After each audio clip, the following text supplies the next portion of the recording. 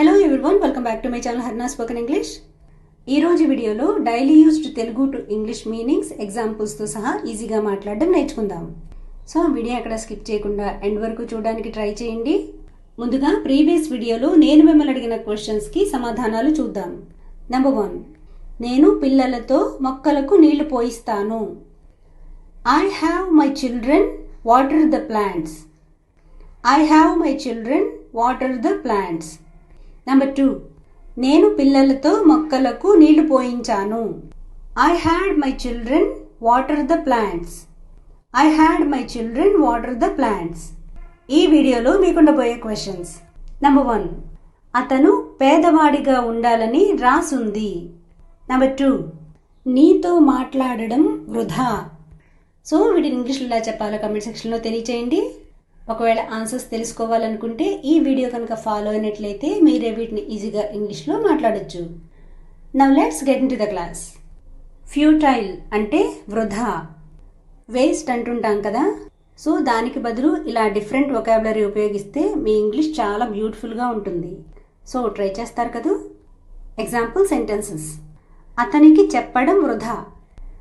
It's futile to tell him. It's futile to tell him. ఆమెతో వాదించడం వృధా.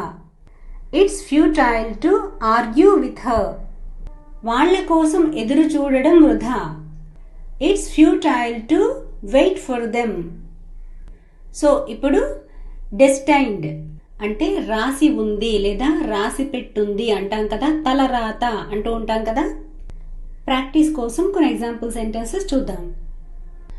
మనం కలిసి ఉండాలని రాసి పెట్టుంది లేదా రాసుంది అంటుంటాం కదా. We are destined to be together. We are destined to be together. అదే కలవాలని రాసి పెట్టుంది అంటే మిమ్మల్ని కలవాలని రాసి పెట్టుంది అని చెప్పాలనుకుంటే It's destined to meet you. It's destined to meet you.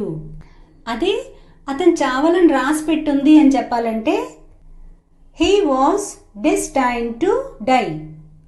ఇక్కడ ఈ సెంటెన్స్లో was ఎందుకు వచ్చిందంటే ఆల్రెడీ ఇతను చనిపోయాడు, సో was వచ్చింది. ఆమె ధనవంతురాలుగా ఉండాలని రాసుంది లేదా రాసి పెట్టుంది. She is destined to be rich. She is destined to be rich. ఇక్కడ ఈజ్ ఎందుకు వచ్చిందంటే ఆమె ప్రస్తుతం ధనవంతురాలుగానే ఉంది అని తెలియచేస్తుంది. వాళ్ళు కష్టాల్లో బ్రతకాలని రాసుంది. They are destined to live in hardship. They are destined to live in hardship అంటే ఇప్పుడు వాళ్ళు ఆ సిచ్యుయేషన్లో ఉన్నారని తెలియచేయడానికి ఇక్కడ దేకి ఆర్ వచ్చింది. ఆమె మోసపోవాలని రాసుంది. She is destined to be cheated on. She is destined to be cheated on. So ఇప్పుడు మీ క్వశ్చన్ ఆల్రెడీ అడిగిందే. అతను పేదవాడిగా ఉండాలని రాసుంది. సో ఇదండి ఈరోజు క్లాసు. సో మీరు వొకాబులరీ ఎక్కడన్నా ఒక బుక్లో నోట్ చేసుకుని ప్రాక్టీస్ చేసి మాట్లాడడానికి ట్రై చేస్తే అంటే ఇంప్లిమెంట్ చేస్తే మీరు ఎక్కడైనా సరే ఇంగ్లీష్ తడుముకోకుండా చాలా బాగా మాట్లాడగలుగుతారు. సో ట్రై చేయండి. నా వీడియో కనుక మీకు నచ్చినట్లయితే తప్పకుండా లైక్ చేసి కావలసిన వాళ్ళకి షేర్ చేసి సబ్స్క్రైబ్ చేసుకుని పక్కనే ఉన్న బెల్ ఐకాన్ని ప్రెస్ చేయండి. మా నోటిఫికేషన్స్ ఎప్పటికప్పుడు మీకు చేరుతాయి. మీ వాల్యుబుల్ కమెంట్స్ ఏమైనా సరే కమెంట్ సెక్షన్లో తెలియజేయండి. Thanks for watching. See you in next video.